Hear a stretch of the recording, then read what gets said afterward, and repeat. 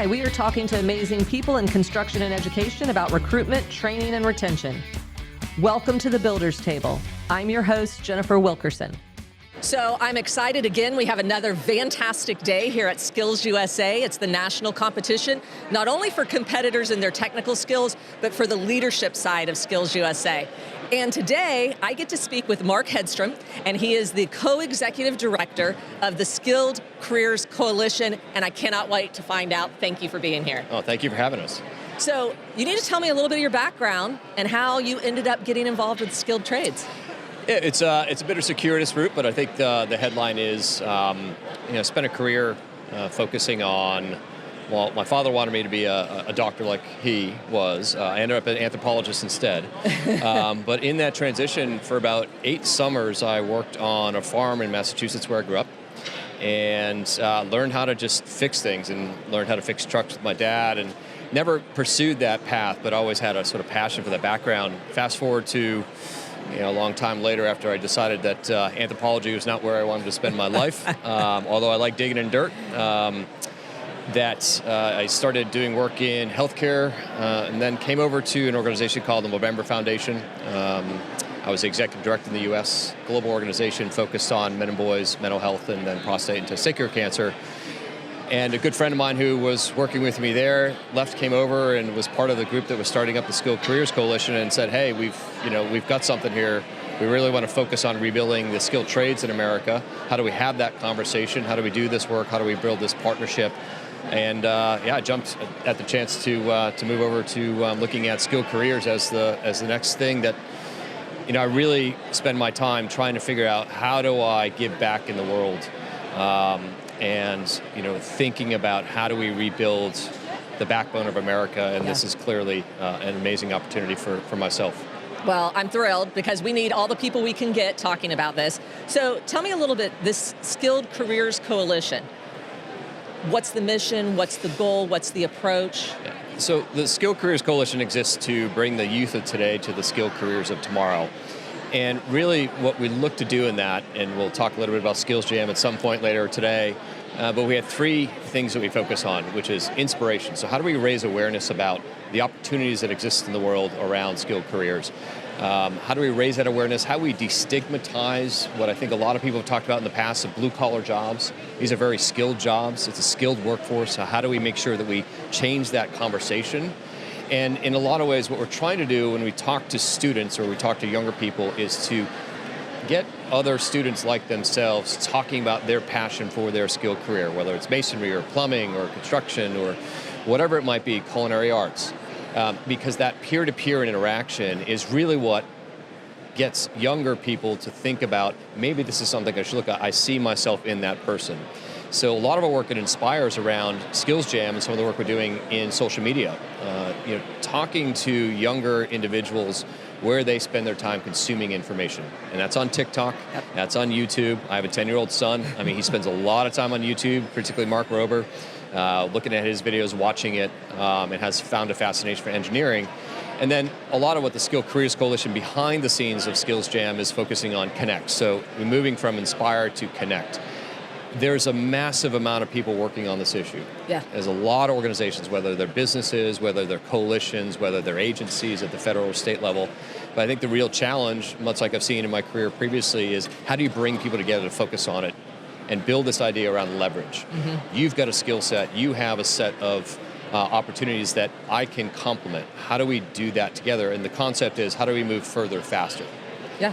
And then lastly, it's convert. How do we find, in particularly Skills USA, and you've met these students, I mean, they're incredible, but the soft skills that comes with the hard skills that they're learning in their program is equally important. So how do we work with those in the middle of connecting people in to really find those employable, ready to be employed students who are coming out of school, and then those employers are looking for those students. Mm-hmm. I love everything. I love the fact, so even if I go back to the fact that you worked on the farm, you did all this stuff, you knew the value of hard work, right, but you pursued something else, which is great, that's fine, but it's very interesting that through all of those career opportunities, you kind of said, I want to give back, and one of the ways I can give back is building this awareness, this inspiration, this connecting, this converting. I love it. I mean, who came up with the idea of the skills, the coalition? Well, it started, so I work for an organization that does work on behalf of private philanthropists. And our role in the world is how do we best marshal and leverage our resources to help others. So when I look at Skills USA, which is one of our nonprofit partners, I look at the American School Council Association, another nonprofit partner of ours. Our job is to sit behind them. So I referred to this when I was at Movember, I refer to it now, is that we're the roadies and they're the rock stars. The students are the rock stars. They're out in front. Yeah. How do we get them showcased in a way that actually works? But our job is really to find ways to look at an ecosystem like the skilled careers space, that third opportunity. You've got the military, you've got the 4-year college degree route, but there really has been a lot of focus on really raising up and showing that a skilled career is a viable long-term option for a lot of people. And we know that we have a gap out there. Everyone's looking at it and talking about it, but doing it together. And our job as a nonprofit is really to sit behind and say, how do we help other organizations coalesce around this idea of collective impact? How do we do this collectively? How do we build leverage? And again, it's further, faster. That's what we're trying to do. You know what I love about this too, because from a construction perspective, we have talked about this and talked about it, and what we find is there's all these fractures in our industry and everybody's doing something different, and we always talk about, but if we could just come together and do something. So what's your plan? What's the approach to try to get groups to come together and all have the same, because we all want the same thing. We want people, hey, have a career over here in construction.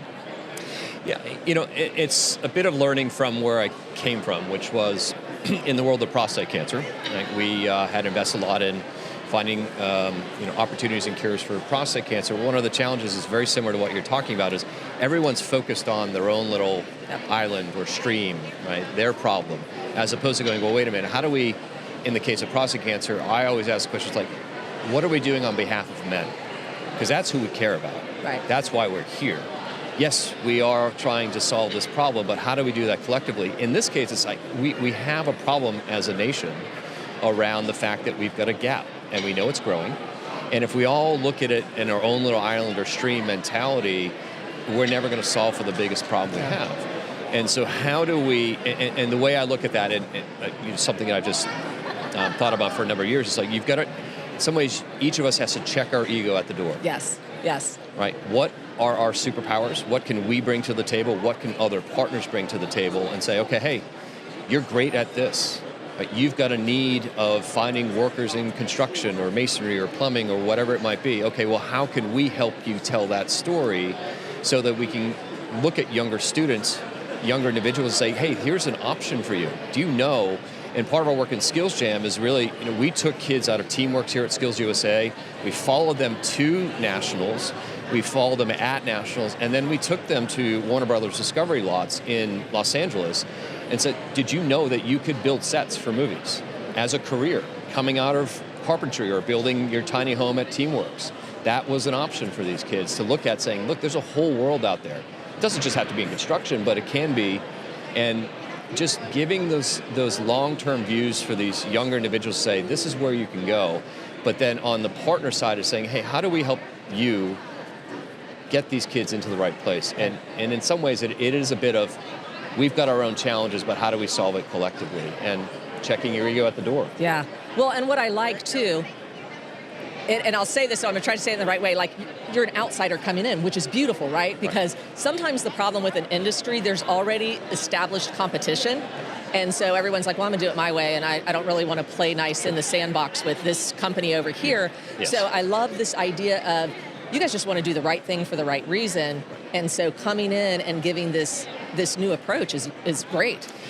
And I think I didn't talk about this in sort of the intro, but I worked in healthcare for 15 years. I was a management consultant in healthcare at a fairly large organization that really looked at hospitals in the early 2000s. And it was, as a consultant, our job was to come in and say, well, how do we leverage best practice?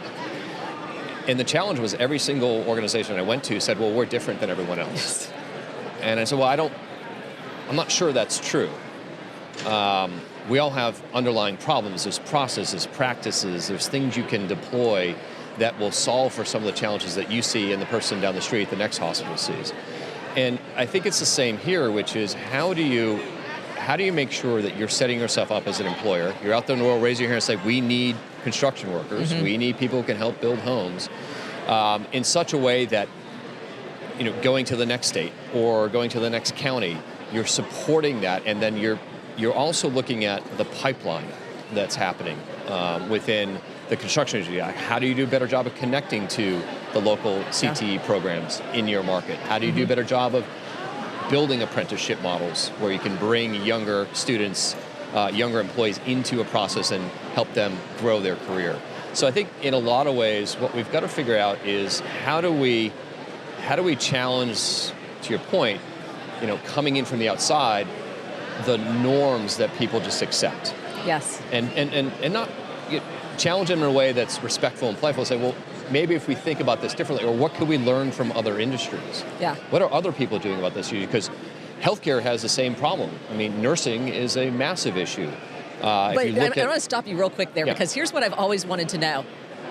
Something happened in the early 2000s in the healthcare industry. They had a shortage of nurses, and I tell people all the time, like, all of a sudden people were lining up to go to nursing school, and people all of a sudden saw this career as, this is where I want to be. Yeah, and part of what that was is the health systems and the nursing schools and those that they were trying to attract, as they started talking about nursing for men. That nursing was very much a female-focused industry. Right. That's what you assumed when you heard the word nurse.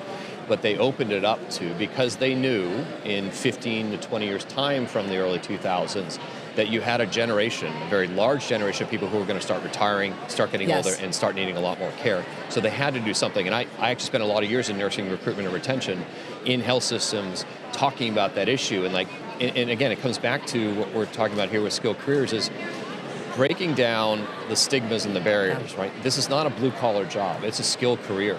Right. We're not talking about trades, we're talking about careers, at least in our language. Yes. Because we want to elevate it as something that is equal to going to a 4-year college or going into the military. And the same with nursing. We had to start talking in a language that was really about men and women, looking at that as a career that they could choose, because we knew we had a workforce issue 20 years out. And what's so incredible about this is because construction's on the other side, right? It's been predominantly male. It's been a male populated or dominated, whichever word people choose to use. My wife worked in construction for about 6 years. And so it absolutely, I know. I feel like there's so many similarities, and that's why I always say this. And here's what happens. I go in front of contractors, I'm like, look, nursing did it. Somehow they did something, and they're like, well, our job is really hard and dirty. I'm like, they're lifting people off of bedpans, and they're like, what are you talking about? Yeah. Somehow the nursing industry did change the way you talked about the careers. And I mean, still to this day, although I know there's shortages, people want to be nurses. They aspire to be nurses. It has become this pinnacle. It's not just to be a doctor. It's like being a nurse is very prestigious. Yeah, and I mean, you'll see that here, right? You walk the floor of this conference with the number of women that are in construction on this floor, these students. It's changing. It is changing. And I think it's a very good thing to see. Simply because we know there's a workforce out there that, in construction's case, they really haven't tapped into. No. And as long as you can find a way to make that open and accepting to having women on the job site. Yes. My wife was one for 6 years. Yes. And she struggled with some of the challenges, like people didn't take her seriously. Right. She knew what she was doing, but they didn't take her seriously, and I think that's changing. And I think opening up that lens and saying, well, yes, it's a male-dominated industry. A lot of oil and gas are male-dominated, but there's a need in oil and gas just as much as in construction to bring women into that conversation, as the military has done. Yes. The military has done an amazing job of bringing women into the armed forces. So how do we do that here? Yeah, I think that's such an important conversation. We did a research project in 2023 about women in construction, not about the numbers of women, but we focused on what are the unique abilities that women bring to project sites to improve outcomes. And then we asked the women themselves. We spoke with 176 women in the field, in craft areas, and said, what do we have to do? And there were changes that they suggested. I'm going to tell you, I have talked to contractors since we put it out, and they're like, we can do that. Sure. It wasn't difficult It's not big. stuff. It's just a shift, right? Yes, exactly. So I think I love the fact that you've done it in healthcare. So welcome over here. Let's do it in construction. I agree. So what are you finding? First of all, how long has the coalition been working on this? So we started 3 years ago. Okay. So and really what it came out of was, again, from that idea of how can we best support the individuals and the organizations trying to solve for this problem. And when you look at the skills gap, no one actually knows the answer to how big or small it is and by when or where. And we've talked to the U.S. Chamber of Commerce, we've talked to a number of consultants that have looked at this in manufacturing or industrial or in construction. And when you start to piece it together, it collectively is a fairly big number that we're talking about in the next 10 years. Yes. And anything I learned from my previous life around some of the challenges that we see with men and boys' mental health, it has been coming for 40 to 50 years. We have that same challenge here. So how do we pivot quickly? How do we move quicker together, again, further, faster, around this collective idea? And our approach was, how do we build, and we focus very much on the coalition. Careers is a very important language choice for us. It is. And coalition is also an important language choice for us, simply because, one, they're hard to do, because some people might not be able to check their ego at the door. Right. That's okay. But those that want to come in the room, how do we do that together? So our job is really to look at the ways the ecosystem can work better, right? I spent a career in marketing as well, so understanding top of funnel, how many kids are you getting inspired around thinking about a skilled career? Where are they dropping out of that funnel? And then how do we make sure that we shore that up? Like how do we better one bigger top of funnel, right? There's only about 10 to 11 million students going through CTE programming in this country. There's 43 million kids under the age of 20 right now. That's a huge opportunity. So even if we try to go from 10 to 11 million to 15 million, that's 4 million more jobs, more workforce that we can be leveraging to fill that gap. So how do we do that? And I think that's a lot of the work trying to inspire is getting other kids excited about, like, I want to swing a hammer. Right. I want to build something. I love doing that with my dad or my mom, whatever it is, and really give them that opportunity and permission to go, I'm going to go explore that, and I want to see what that's like. That's very cool. So I'm assuming that Skills Jam is on the Inspire side. It's one of your initiatives. Very much so, It's on the Inspire side. What have you done, and what is the reaction that you're getting from young people? Well, it's, in a lot of ways, Skills Jam is their brand to own, because we want them to feel like it's authentic. Yes. Right, so we focus, and we're doing here, we have about 14 students that we're following through different parts of the competition. And the whole way to the competition from states, which they had to win their state competition in order to get here, since we've met them, we've been asking them to self-document their journey to nationals. And I can't create that authenticity. Absolutely. Right? I absolutely cannot. It's really how they know that they consume information, right? What they're watching, what they like on social media, and then playing that back and making it about their journey here. So in a lot of ways, what we're doing with the cast that we're following this year, and we're continuing to follow, so we're moving to a always-on marketing model of, let's find kids out there. Yes. What are their stories? And the most important thing in Inspire, particularly when you're talking to youth, is it's about the storytelling. It is. Everyone has a story. Everyone's got an important thing to say. And just finding those opportunities to really bring those forward, other kids are going to look at that and react and go, oh, I see that. That's me. I like that. And that's the most authentic thing you can do, is to really get out of the way. It's that whole roadies behind the rock stars. Like, they're the rock stars. Let them out front. Just give them the tools to go do it, and let them go do it. I love that you're talking about authenticity, because this may have been 3 years or so. We did some research just asking young people, what do you want to see? What do you want to see in ads? What do you want to see?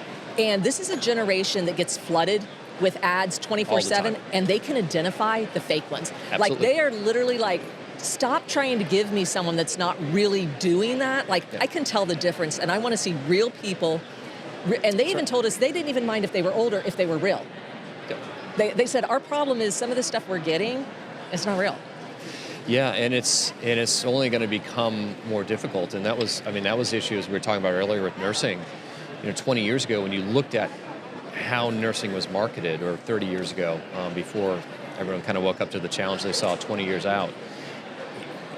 I used to make the joke, it's always white lab coats, or people with stethoscopes around, their neck, and you just look at that. The candy stripers. Yeah, and you look at that marketing, and you go, well, that's not me. Right.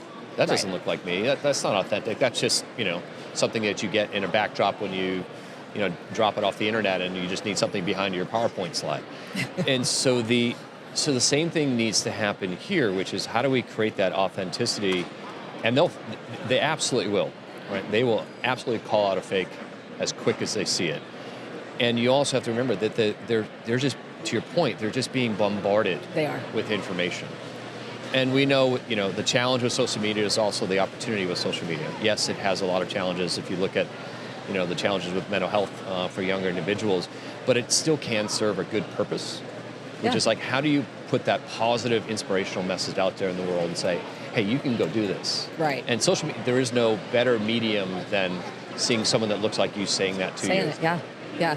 I think that, the other thing that I'm really excited about right now is because I am seeing more. I'm seeing more people joining, whether it's TikTok, whatever they're doing, and they're really saying, hey, this is what I'm doing. So whatever this movement is that started, I'm excited about. And there's been a lot of articles lately about Gen Z as the tool belt generation. Right. And so what are your thoughts on that? And what do you think's driving that? I think there's a bit of, I think it comes out of a couple places. Parents being more open, and we did, when we first started out 3 years ago, first thing we did was say, okay, let's look at the research, let's look at the evidence. What's the sentiment about skilled careers? Mm-hmm. Right? And you actually look at the parents, we talk to counselors, we talk to educators, and we talk to kids. And parents are actually open to the idea, but they don't actually know how to have the conversation. Right. Like, it's okay if you want to pursue this career in construction or carpentry. One of my uncles was a carpenter. He ended up going back to school and doing something else, but that was okay, 50 years ago. That was a career. Absolutely. Whereas what happened is that everyone started moving towards, well, it's a 4-year degree or nothing. Right. You're not successful unless you do that. And you actually look at the data. The Federal Reserve of Kansas City did a piece of work around what the cost is now of getting a 4-year degree. And it's gotten to a point that you now have to go get a graduate degree in order to get the return on investment for that 4-year. Just a little bit more money, spend a little longer. And so I think what's happened, right, to the tool belt generation, I mean, the fact that the Wall Street Journal and the New York Times are talking about this means that it's finally in the general population as a conversation. So there's always been a sentiment and acceptance that a skilled career is a career for someone. You don't have to go to a 4-year degree. But people haven't, parents in particular, counselors, when we talk to them, they don't have the tools, they don't have the messaging, or how do we talk about this? Okay, well, you're interested, great, let's go figure out where to go. And they go to try to figure out where that kind of programming is in their market, and it's still a struggle. Because the ecosystem isn't really built in a way to navigate from interest into purchase, right? Which is really like, I'm going to do this. Right. So I think it's changed, and happy to see it because it's been a long time coming. I think the other thing is, the downside around, like we were just talking about, is it used to be a 4-year degree. Now it's a graduate degree in order to get that return on investment. I think a lot of families are waking up to the fact that student debt for a 4-year degree is a massive challenge. Yes. It is actually a drain on the economy because you're locking up funds in the hopes that that career then generates the income off the back. And, I've got a 10-year-old son. My wife and I are having this conversation as well. And I just say, what are we doing? Like, we can invest that money in him now. Yes. As opposed to putting it aside for something he might not want to do. He might not want to go to college. Mm-hmm. And that should be okay. And I think that's the change in the mentality and why you're seeing the tool belt generation is sort of how you look at Z and alphas. My son's an alpha. They're being labeled as that. And I think that's a great label. I think Absolutely. It's a positive label. Absolutely. Yeah, I love it. It's really interesting, too, because same thing happened with my daughter. She's getting ready to be 22, but when she graduated from high school, even though her father's a welder, I work for a construction education foundation, She, based on her school, her counselors, she was going to go forensic science. I'm going to go to a 4-year degree. Went away for it, did not like it, and she was scared to tell us. And we're very, like, we've never told her, and she's like, well, I just don't want you to think that I don't want to pursue a career. I'm like, why in the world would you, like, what do you want to do? And she's like, well, I'm not sure. I said, well, work a little bit, figure it out. She did, and she came into construction. even though she was like, I'm never going to, but she had so many friends. She's told me, I have so many friends that are scared to talk to their parents about, I don't want to go to a 4-year degree. Of course. Yeah, and I think if we're going to find lifelong happiness in our careers, it has to be the thing that we're passionate about. And I think a lot of kids are struggling, a lot of students are struggling with, I can't have that conversation, or I'm 3 years in. But if you actually look at the dropout rates from 4-year degrees, it's 40%. Yeah, it's crazy. And so now you've got someone who's maybe a year or two in, can't have that conversation with their families in debt in some cases, and they're dropping out. And so that it's a feeling of failure when it's really not, because maybe that wasn't the path they should have been on. Right. And so talking to them younger is really the opportunity. It's like, how do we talk to younger students to think about, what do you care about? Like, what makes you happy? I know that seems a little wishy-washy, but what makes you happy and what you want to do? I was an anthropologist. I thought it was cool. And then I realized, I don't want to be a teacher. So how do you find that? Because you have a lot of people who are just finding their way, and at 22, they're going, okay, now what? Now what? And you look at what's happening with white-collar jobs, with AI. A lot of law degrees. I have good friends who are lawyers. They're going, man, it's going to absolutely change. I have friends who are writers, and same thing.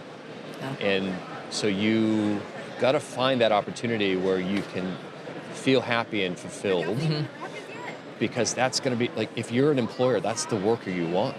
Absolutely. Absolutely. I love that too, because we don't talk enough about that, right? We don't tell kids, hey, listen, you got to enjoy what you do, because otherwise it is a job. And you're talking about careers, and a career is, I've chosen something that I have a path and I want to get better at it, and I want to learn more, and I want to climb up the ladder and just feel great. So I love the fact you're talking about happiness and you're talking about careers. Yes. They have to go hand in hand. Absolutely. I mean, like I said, if I were an employer, I'd want my team showing up every single day going, I'm psyched to be here. I'm going to have bad days, but I'm psyched to be here. Like, I feel good about this company. I feel good about what we're doing. I feel good about my job. You shouldn't, like, that's what you should be focused on if you're the employer that's really trying to make something of what you're trying to do together. Absolutely. The other thing I really like that you said is about storytelling. I've always said this of our industry. We have not, now listen, there are plenty of construction people that will tell you a story, you just start talking to them. But as an industry, we haven't done a good job of telling our story, that we're building the hospitals, we're building the schools, we're building the churches that people go to. Like, there are people, all of these establishments, there are people that had to build this. That's right. And they had to be skilled enough to build it so you feel safe going into the building. And maintain them. Absolutely. Absolutely. Like, you just, here in Atlanta, you look at all the skyscrapers, you look at everything that's happening, you look at this huge World Congress Center, and you go, man, what it must take to maintain this. Absolutely. It's not unlike the nursing example I gave, is that they just weren't telling the right story. Yeah. They weren't doing it in such a way that a young individual who might be interested in that career was going to consume that information, right? So I think there's a real challenge, and why, when we look at the Skilled Careers Coalition and why we're anchored in Inspire on Skills Jam, is because a lot of us came out of marketing, others on the team. They've built brands. I've worked in brands. I've worked in some pretty cool brands. And the one thing those brands were really good at was getting to people younger, branding them. Like, if you look at someone who wears only Nike, they probably have been wearing Nike since they were 6 years old, because they're really good at marketing. Yes. I'm a big Patagonia guy. They've been marketing to me since I was 16 and hiking. I love Patagonia. That's the only stuff I wear. But how do you do that in a workforce way, and make it attractive and welcoming to individuals who might actually be really good and be really great employees for you? So I think there's that staid commentary about, like, when you look at the doctor with the stethoscope and what was happening in nursing, they had to shift their thinking and really project a completely different image out into the world as to what nursing could be and what it was, right? showing people that you're building homes, which is a basic necessity. Yes. For a lot of people, maintaining buildings, green jobs, those types of things, like showing how cool it can be. And that's, as I mentioned earlier, like bringing the kids from Teamworks here at Skills USA to the lot at Warner and saying, you can go build this stuff. Right. Wouldn't that be cool? Yes. Right? Doesn't just have to be, but you've got these different pathways and these different tributaries that you can go down. Absolutely. With your career. The other thing I love, because I do think you're opening the eyes to all the different pieces in the skilled trades, because people have that image, well, this is what this means. Right. If I am going to work, if it's going to be automotive, I will be under a car all day. If it's going to be construction, I will be digging ditches all day. If it's going to, and we have to shift that, and we have to participate in that together. Yeah, and I think there's some good examples. What you're talking about is makers, doers, right? The concept of showing, there's nothing cooler than the visual of someone working on an engine or building something and showing the hands, like what it takes to do that. It's hard work, but it's great work. It's the visuals of that kind of stuff. And, I've spent time in other places, spaces showing that kind of imagery, right? Because it's invoking, it's emotive, and you go, oh, that's really cool. Yeah, I'm not going to be under the car all day. I'll actually be on the top of the car and, man, having grease on my hands and trying to figure out how to fix something. And I think that, as I said, when I grew up, my dad was a car nut. And that was the one thing I learned from him was I couldn't fix my car now, but, 30... Well, because you can't just fix your car now. You have to take it to a dealer. That's why I need a really good technician. That's right. Some of them probably sitting on this floor. Absolutely. But just being able to fix things with your hands, I think, and showing that emotiveness in how you're marketing to individuals about building a home. Like, what does it take? How does it look? How does it feel? And bringing that through, I think, is a really important piece to leave your audience with, telling that piece and showing it. I think that'll change how people perceive construction or a job within construction. So tell us, because you're doing that and you're making that come to life with Skills Jam, with Skills USA. Tell us a little bit about the partnership you have with Skills USA and this idea of following these students and everything. Yeah, and so we've been partnering with Skills USA for a couple years since we got off the ground, as well as American School Counselor Association. And the thing about Skills USA that I don't think a lot of people know, and it's one of their best kept secrets, and I think it's one of their superpowers, again, back to the idea of what's your superpower, what's my superpower, how do we use those together, is that they teach, and you've met some of the students here, the soft skills. Yes, they do. Looking someone in the eye when they're talking to you, walking in and doing an interview, talking about their career and what they're doing and why they're doing it. The soft skills that comes with the hard skills that they're learning in school, in the technical training, that's an amazing balance. And I think Skills USA does a really good job of molding the whole student. And that's why we partner with them. We're like, wow, you guys have something here. You have 400,000 plus student members, and you have a bunch of other students that are coming out of community colleges, and they've got this different. You can see it. And I think there's a real opportunity to help that. And that's not, and they only represent a number of students within CTE programming in the U.S., but it's how do you take that model and start inspiring other kids? It doesn't have to be through Skills USA, but if you talk to employers, some of your listeners, they want a well-rounded employee. They need that soft skill. So how do you invoke that? How do you bring that into someone's classroom environment or even outside? And I think Skills does a really good job of that. I do too. I think it's so impressive, coming here, walking around the floor, talking to you hit it on the head. You feel it. There is something different about these kids when you come here to Skills USA, once a year, even at the state level. Even at the state level, these kids are excited about what they're doing, and they deliver it so well, and they can, as you said, they talk great with other people. They have answers to questions. They're listening to the questions that are being asked from them. Yeah, I've had to follow some of these students in speaking, and I'm like, oh boy, here we go. This is going to be terrible, because they know exactly what they're talking about. They articulate it well. They're engaged. They're emotive, and then there's me, and it's like, oh, man, this guy. But they're really and in a lot of ways, I think we spend a lot of time talking about younger generations, and we all heard it. Yes. I heard it when I was growing up that I was a Gen Xer and I was going to be a slacker and all this. But you see these students and you see their passion, it gives you hope. It really And I think does. that's the most important thing. And I think the other thing that it shows is what you hit on about the happiness. If it's career tech ed, the kids are doing. They're in it doing. If they don't like this, they'll go try something else. And I think sometimes traditional education doesn't necessarily give them the opportunity to experience the happiness, because we've said, you will take an English class, you will take a math, you will take history, you will do this, and here's how you'll learn it, and you're going to sit in a class, and this is how you're going to do it. I was pre-med. Because my dad is a surgeon, and most of his family are doctors of some variety or nurses, and I was supposed to go to medical school. And the reality was, I got halfway through my undergrad and I was taking all these different classes, and then I found this one thing in anthropology. I was like, this is cool. And I figured out a way to convince my father. I just said, hey, I can take all the requirements for medical school, but I can do anthropology. And that was the only way through. It was my first time I was successful in making an argument with my dad about my education. But again, it's finding those tributaries, those opportunities to explore, and giving kids the option to go say, it's okay, go look at that. Right.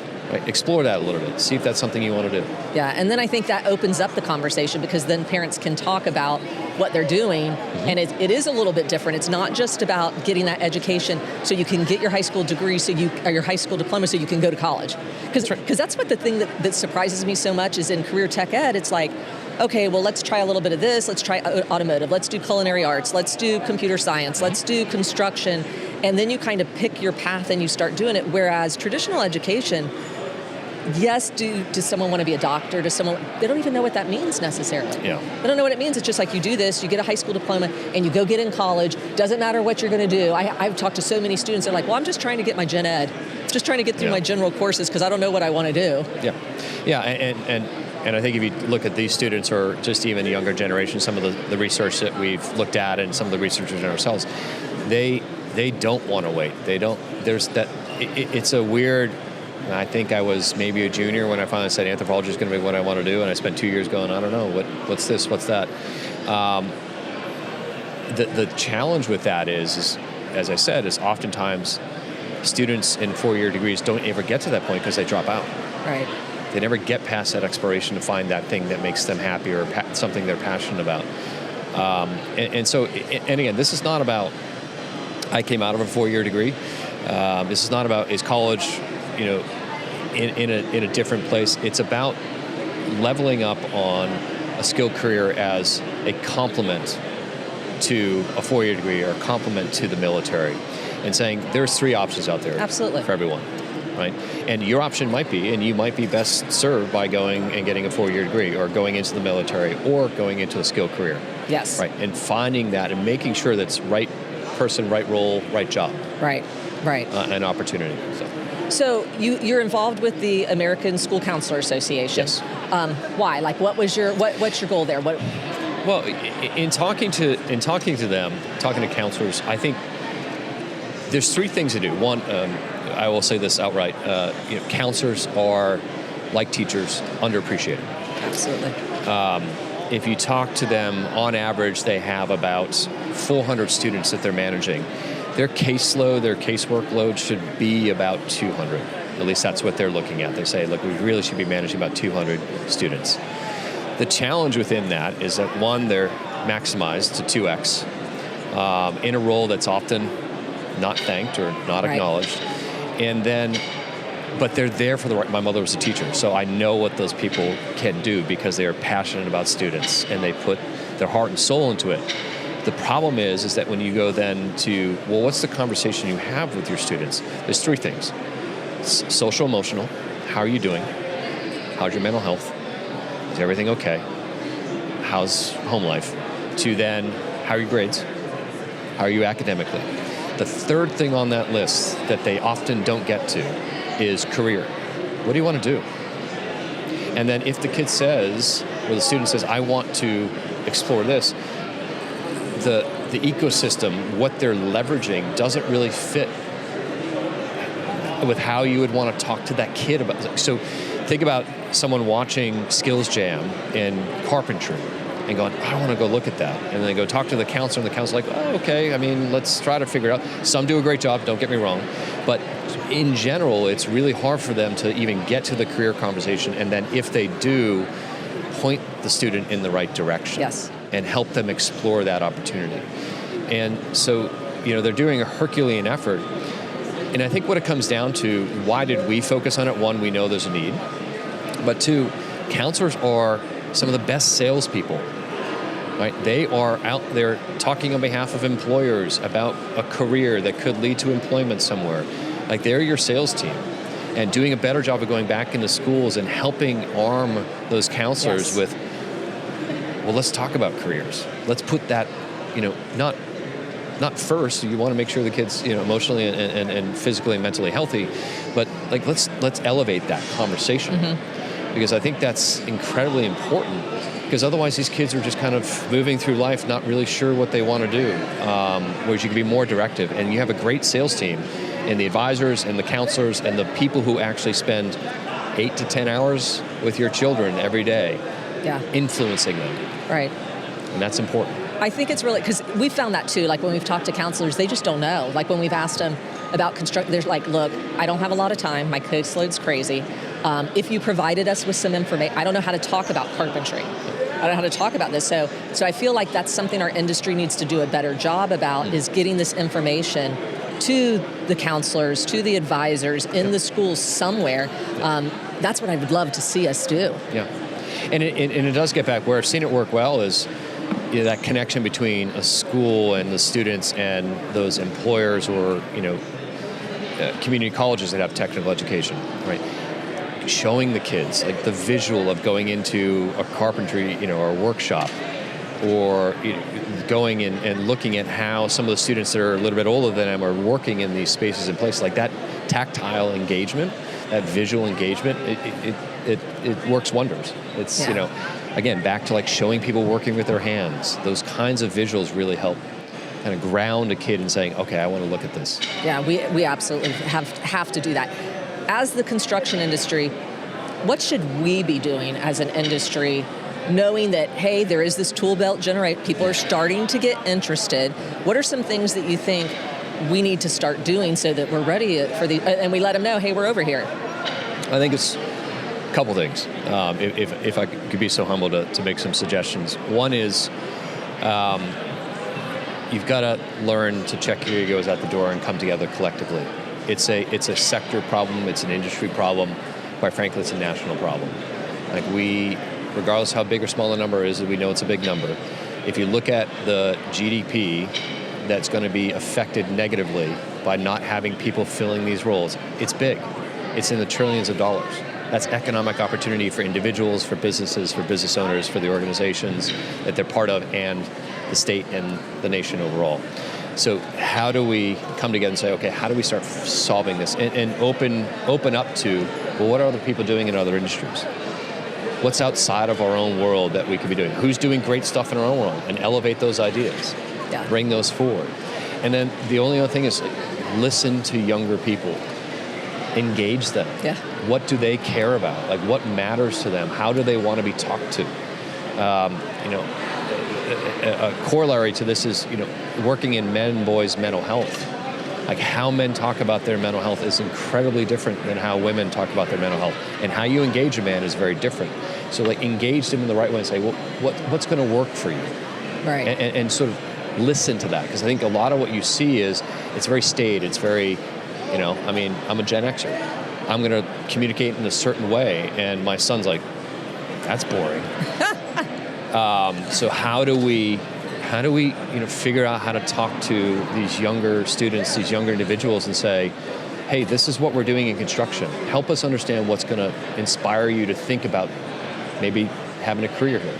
Right. No, I think that's vitally important. And I think we do have to listen. I think we have to ask. Like, it seems so simple. Like, why don't we just ask? But we don't. We don't as an industry. I don't think we're the only industry that doesn't do that. No, I think a lot of organizations, a lot of sectors are having the same challenge. Absolutely. It's not just endemic to the construction industry. It's happening in manufacturing. It's helping elsewhere. But I think you can learn from each other within the industry, but you can also learn from outside the industry and what people might be doing. I think it would be really powerful too. I love that you're saying this, because I've always thought if construction would team up with automotive and culinary, and like, if just as a group, a collective, if career tech ed would just step up and do a better, like if all of us took a responsibility in elevating career and technical education, I think people would listen, because then they would be hearing it from everything. There's what, 100 competitions here or something going on? So there's all these different opportunities that we could team up with and talk about career tech ed. Because if we don't get them, it's the funnel you talked about, right? Like first we need them to get to choose career tech ed, and then we need to worry about which, then you can try to get which skill trade should they go to that they're interested in. But if we don't open the funnel just to get everyone to start talking about career and technical education, we're never going to get there. It's, it's the classic marketing. It's raising their awareness, it's getting them to consider it, and then once they purchase it, then they're in that funnel and they're coming out the other end as a highly skilled worker. So Absolutely. how do you focus on that whole of funnel and make sure you're filling the top as much as you can? Right. No, totally agree. So you guys are doing so many things. What's next? Like what? So you're doing Skill Jam. You're doing the Skills Jam now. You said 14 students that you've been 14, this year, and we're continuing to follow Skills USA, and really the construct of Inspire and Skills Jam is starting to have more conversations like this. Starting to, in my case, talking to parents, talking to educators, talking to advisors about how do we bridge that gap while we're still, focused on Skill Jam and talking to students in behalf of other students and making sure that we're continuing that conversation. So we've moved from what we did last year, which was a docu-series around following students through Skills USA and the championships and then beyond, to always on. So we're constantly looking for young talent that's got an amazing story that wants to talk about what they're doing. So trying to democratize Skills Jam as a brand for the youth and let them own it. So I think the hardest thing to do as a brand is to let other people own the brand. Yeah. But it is the most important thing is to let them own that brand. And so turning it over to them and letting them, these 14 kids, we've seen some of the stuff on them self-documenting coming here. Like they're telling their own story. We're letting them own Skills Jam, and that's important to let that go and say, we've set this up, but you're the rock stars. Let's let you go tell your story, because that's going to resonate with the students and the youth that we're trying to get to. So that's in the Inspire space. So that's going to be an always-on model from here on out. And within the Connect, it's getting into the ecosystem. So leveraging our superpowers around how do we build that coalition and starting to bring people into the conversation. Anywhere from policy and understanding like what the research actually shows, starting to promote evidence-based research out to say, this is where the challenge is. We've got a problem in Iowa. Right? We talked to an organization that's got factories in Iowa building things the other day and say, we've had a challenge and we've had to focus on this. Well, how do we take what's happening in Iowa with this organization and then bring it back out? Right. So a lot of work around in the Connect phase of connecting research into the conversation, really using that to drive decision-making and solutions that we need to bring to the market. And then, there's a lot of work in that space. As you can imagine, it's a big ecosystem, even in construction. So it's a massive piece of work. I think the thing I'd say when I step back and look at what we're trying to do in the Connect piece is, and I've learned this over years of working in healthcare and in mental health in particular, is patience and persistence. We didn't get to this point quickly. That's a great point. We got to this point over 50 years of devaluing what was a skilled career, and it became blue collar, and it was, didn't pay as well as a 4-year degree.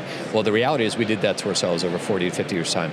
We can get there further faster, but we've got to have persistence. We've got to be focused on that North Star, and we've got to be patient that it might take time. Right. But we can do it in a short time frame if we all come together and figure it out. Absolutely. Yeah. No, I think that's such great advice, and you're right. We forget about that. How long we really started demeaning it, and I always say this, I've looked into it, and after World War II, when the GI Bill came out, not intentional, great plan, but they said, hey, we're going to make sure all of our veterans get a college degree, and so therefore we associated college degree with success, and then we start seeing the fall of what they called vocational education became less of, because, if the government's giving money for this is how you get We it. divested. Yes. So I think you're right. Like, we need to be persistent about this, and patient. We're not patient. Well, yeah, patience is a hard thing.